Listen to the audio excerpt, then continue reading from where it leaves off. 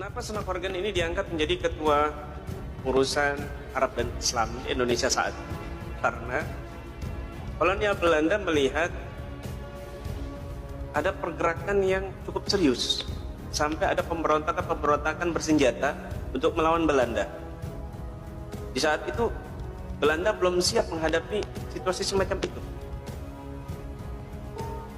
Ada apa ini? Maka diutuslah Senok Morgan ini yang memiliki pendidikan tentang Arab sebelumnya untuk mengkaji Islam dan Arab. Karena saat itu orang Belanda bodoh tentang Islam. Kenapa dari Islam bisa memiliki kekuatan, pribumi bisa memberontak? Nah, perhatikan baik-baik. Makanya di situ Senok Morgan diangkat menjadi ketua urusan Arab dan Islam di saat itu. Wayaksid, lanjutkannya, perhatikan baik-baik telinganya, hatinya. Wayaksidu bisarati Asia al-thara allati qadah al-Habib Allama al-Hammam wal-Battal al-Mujahid Abdurrahman bin Muhammad az-Zahir Ba'alam. Dan dimaksud dengan pemberontakan Aceh adalah wayuksadu bisarati Asia, wayuksadu bisarati Asia al-tharatu allati qadah al-Habib Allama al-Hammam wal-Battal al-Mujahid Abdurrahman bin Muhammad az-Zahir Ba'alam. Yang dimaksud dengan pemberontakan atau revolusi Aceh adalah revolusi atau pemberontakan yang dipimpin oleh Al-Habib Al-Allamah, yaitu Al-Habib Al-Allamah, seorang pahlawan pemberani Al-Mujahid Abdurrahman bin Muhammad Az-Zahir Ba'alawi. Kanat tiadatuhu, kepemimpinannya di saat itu litilkal thawrah, terhadap revolusi tersebut, bitalabi min ahalil mantiqah, adalah tuntutan atau permintaan dari bumi setempat saat ya. Faqawama, maka beliau melawan, wa dawakha, dan membuat bingung al-Istimar al-Hollandi, al-Istimar al-Hollanda, yaitu kolonial Belanda, min am, dari tahun 1873 sampai hatta am, sampai tahun 1876 Masehi. Nah, ini dipimpin oleh seorang mujahid, seorang habib keturunan Nabi SAW yang bernama Al-Habib Abdurrahman bin Muhammad Az-Zahir Ba'alam. Ya. Intahat bil gabat alaih wa nafjuhu ilal Hijaz, sampai beliau ini ditahan dan dibuang ke Hijaz.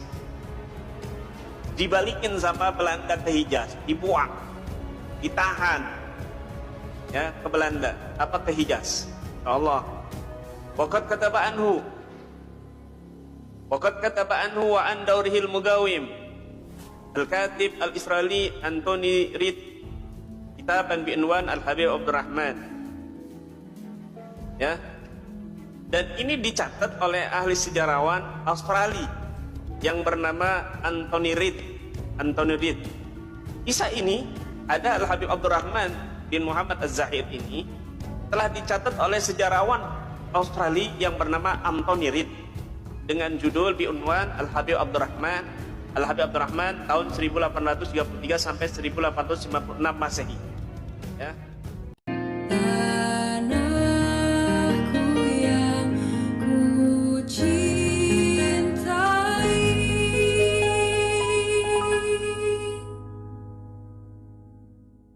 engkau ku hargai.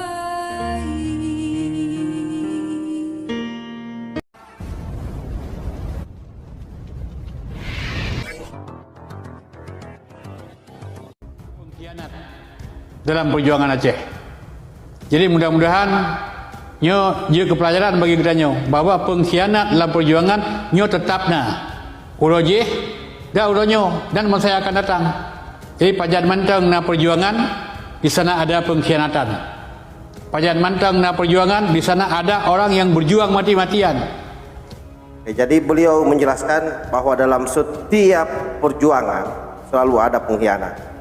Di mana-mana ada orang yang berjuang, memperjuangkan hidupnya, matinya demi untuk bangsanya, tapi ada orang juga yang melakukan pengkhianatan. Itu penjabarannya di awal. Coba kita lanjut. Di mana ada perjuangan, hinana ulung yang berjuang karena Allah, mengharap keridhaan Allah. Dia tanpa pamrih, Dia korbankan dirinya, dia korbankan hartanya untuk sebuah perjuangan.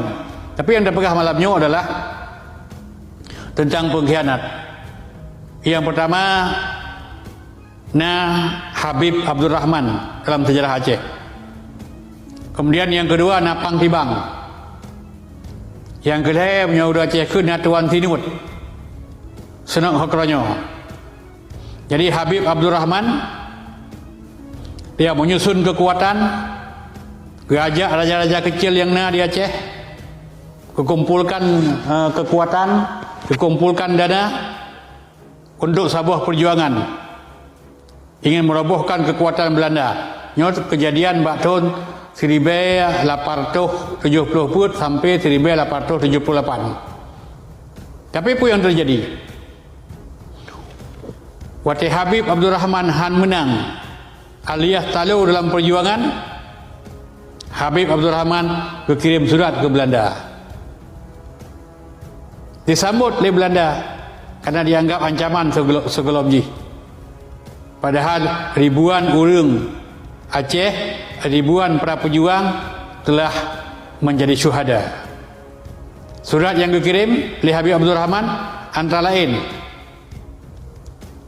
Getem menyerah, Getem serahkan kekuasaan, tapi saya jangan dianggap sebagai tawanan. Yang taboh, diterima oleh Belanda, ikim Belanda. Yang kedua, dari tempat keberangkatan saya sampai ke benteng Belanda itu disambut dengan megah dan izinkan saya bawa 400 pengawal. Menteri awak layu yang jak. Kemudian yang kedua ya, minta tempat tinggal dan villa mewah di Saudi Arabia dan setiap tahunnya gelak kepeng $10,000.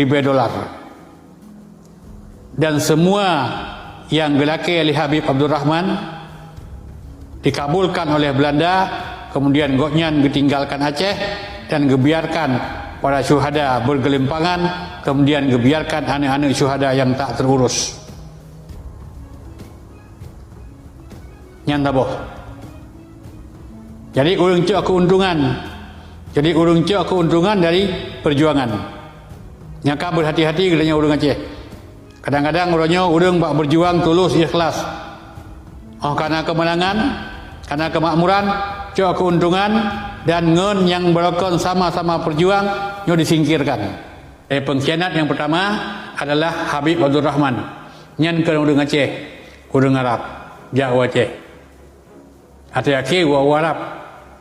Yang kedua Pang Tibang, nyan ke urang Aceh.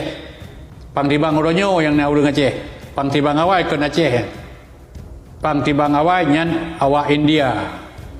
Ijak kena Aceh, kemudian berkhianat, telah mendapatkan keuntungan yang banyak.